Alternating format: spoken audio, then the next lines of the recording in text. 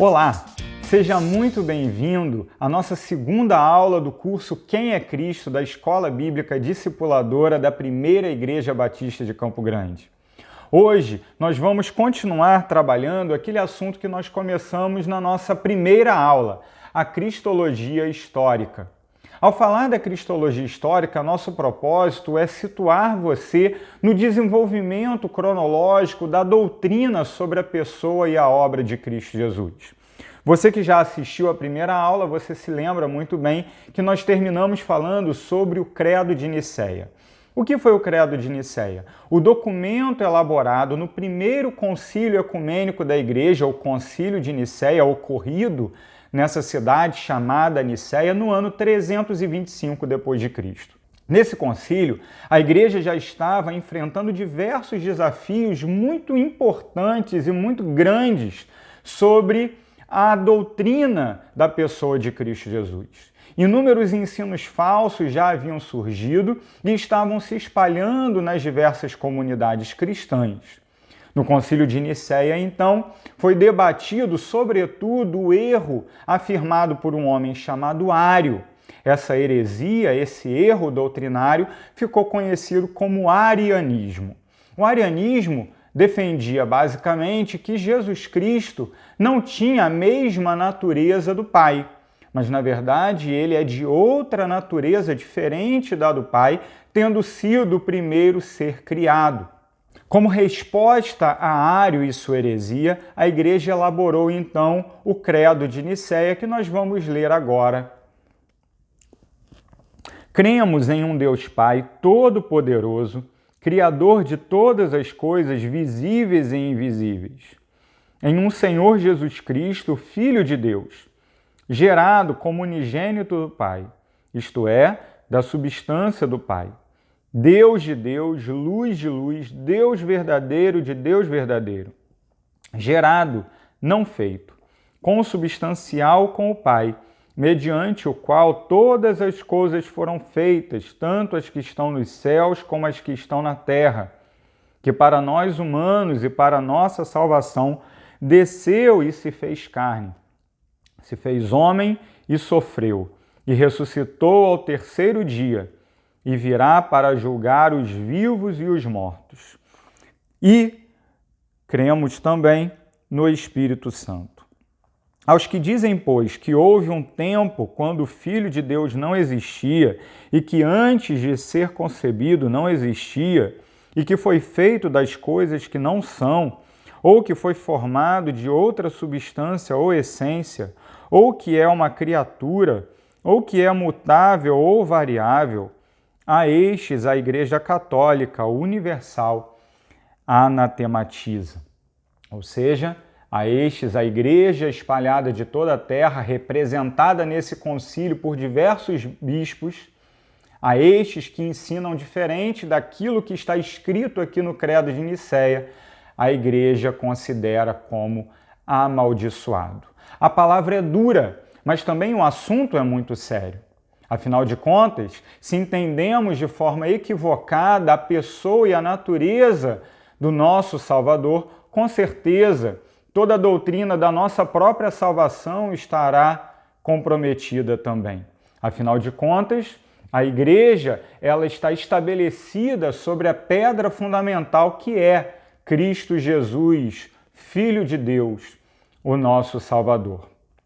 O Credo Niceno ele foi elaborado, ele foi divulgado, ele foi estabelecido como sendo a doutrina oficial da Igreja, mas os desafios não cessaram.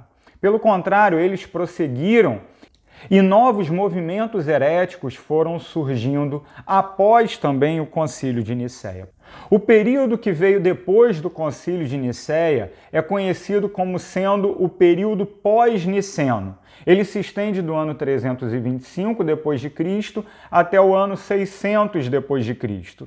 E nesse período também diversos desafios surgiram para a Igreja no campo da cristologia.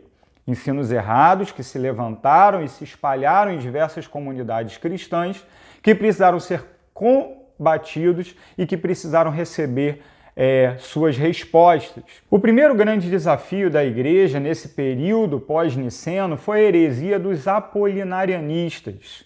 Essas pessoas seguiam um homem chamado Apolinário que foi bispo em Laodiceia. Esse homem chamado Apolinário, ele dizia o seguinte, que Jesus Cristo ele tinha um invólucro humano, ou seja, um corpo humano, uma casca humana. Porém, a sua mente humana foi substituída completamente pelo Logos divino. Ou seja, Deus ocupou espiritualmente aquele corpo humano de Jesus Cristo. Então, a relação que Apolinário estabelecia entre humanidade e divindade de Jesus era uma relação na qual Jesus tinha um corpo humano, porém uma mente e um espírito divino.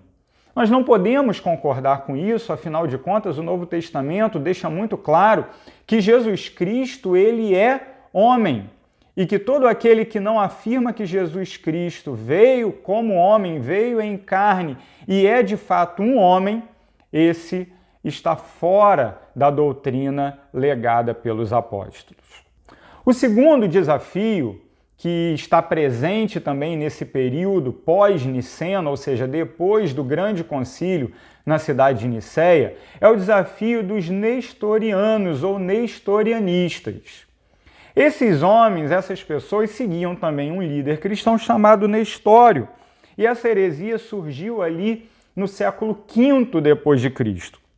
Nestório ele foi bispo em Constantinopla, uma cidade muito importante. E ele fazia uma afirmação extremamente complicada.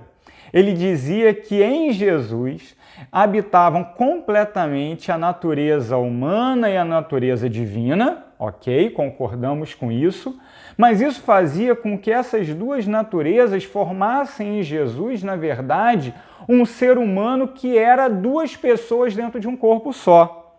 Então, havia uma pessoa humana em Cristo Jesus e uma pessoa divina também em Cristo Jesus. Pessoas que respondiam de forma independente, de formas independentes. Essa afirmação ela é muito complicada também, porque é mais ou menos como se Jesus fosse um bipolar, ou como se Jesus em algum momento estivesse manifestando apenas a sua divindade, em outros momentos estivesse manifestando apenas a sua divindade. E não é isso. Nós defendemos que humanidade e divindade de Jesus estão plenamente unidas na pessoa de Jesus. Por isso, nós não podemos concordar com a visão nestoriana, na qual há duas pessoas na pessoa ou no corpo, habitando no corpo de Jesus. Nós não podemos concordar com isso. O terceiro desafio surgido nesse período pós-niceno foi o desafio levantado pelos eutiquianistas, seguidores de um homem chamado Eutiques. Também essa heresia surgida no século V. Eutiques propôs uma fusão das duas naturezas de Cristo Jesus. Então, diferente de Nestório, que havia dito que Jesus ele era um corpo com duas pessoas, Eutiques vai dizer que não, é um corpo, duas naturezas, mas essas naturezas elas não estão completas, elas estão fundidas. Então Jesus, ele na verdade não tem nem mesmo uma natureza humana ou uma natureza divina, ele tem uma natureza que é a mescla da humanidade e da divindade. Essa afirmação nós também discordamos completamente, porque ela diminui tanto a humanidade quanto a divindade de Jesus. E durante esse período, a igreja continuou se reunindo, continuou debatendo, os bispos trabalharam todas essas questões, esses desafios trazidos por esses ensinos heréticos aqui. E esses desafios, eles foram definitivamente respondidos no Concílio de Constantinopla, que também nos legou uma definição. A definição de Calcedônia, no ano 451 d.C., vai responder, então, todos esses três desafios que nós hoje apresentamos. E nós vamos concluir a nossa aula lendo e demonstrando de que maneira a definição de Calcedônia responde, então, os desafios apresentados tanto por Apolinário, quanto por Nestório, quanto por Eutico e os seus seguidores. Vamos ler?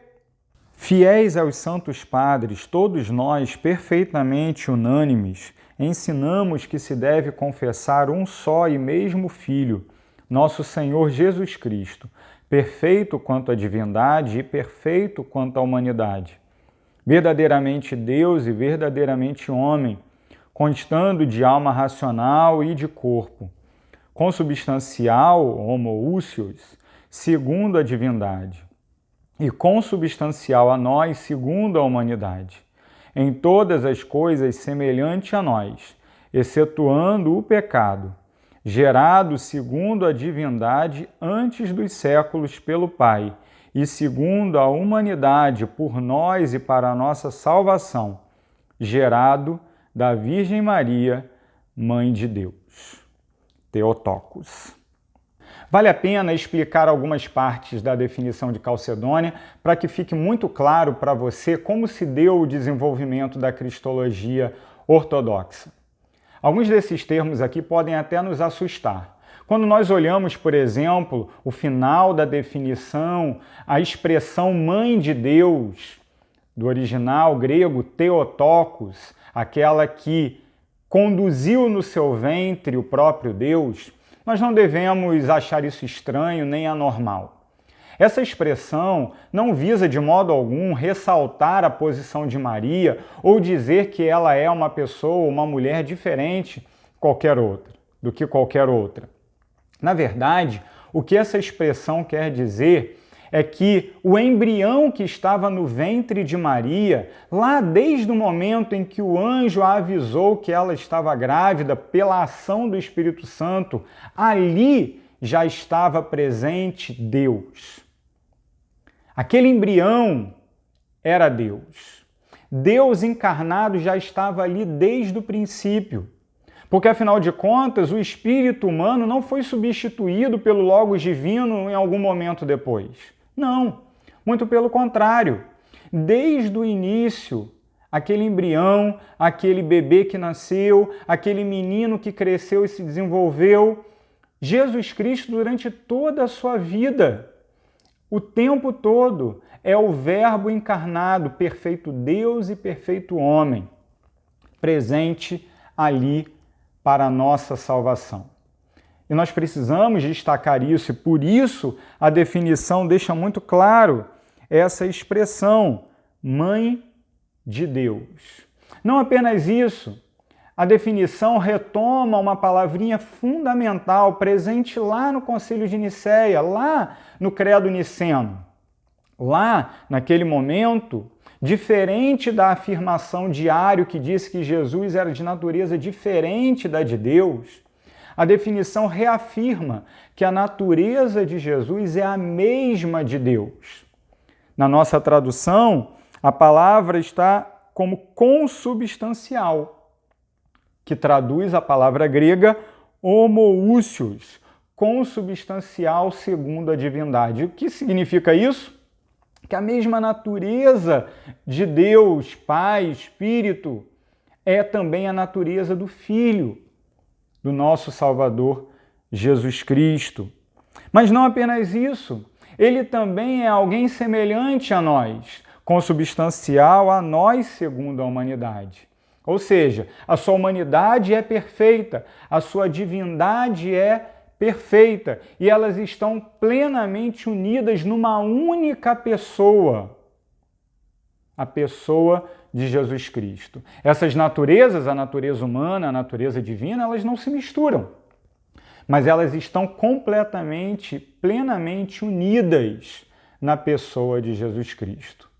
Assim, na definição de Calcedônia, nós temos a cristologia se desenvolvendo e a cristologia ortodoxa sendo então definida. Essa cristologia é aquela que vai ser defendida durante toda a Idade Média, também no período da Reforma, e é também aquela que nós defendemos até hoje, que todo o cristianismo ortodoxo defende até hoje. Nós não devemos ver, então, o Credo Niceno ou a definição de Calcedônia como sendo um documento dos católicos apenas. Não. É um documento que nós recebemos como sendo verdadeiro. Jamais em pé de igualdade a Bíblia Sagrada, jamais. A Bíblia, ela é a verdade. Mas nós reconhecemos sim que esse documento expressa de forma fiel a afirmação e as afirmações bíblicas sobre a pessoa de Jesus Cristo. Com isso, então, nós encerramos a nossa segunda aula. Eu espero que você esteja acompanhando todo esse conteúdo e continue aproveitando todo esse tempo que estamos tendo juntos aqui para aprender mais sobre a pessoa e a obra do nosso Salvador Jesus Cristo. Na nossa próxima aula, nós continuaremos abordando a cristologia histórica. Eu aguardo você. Até lá!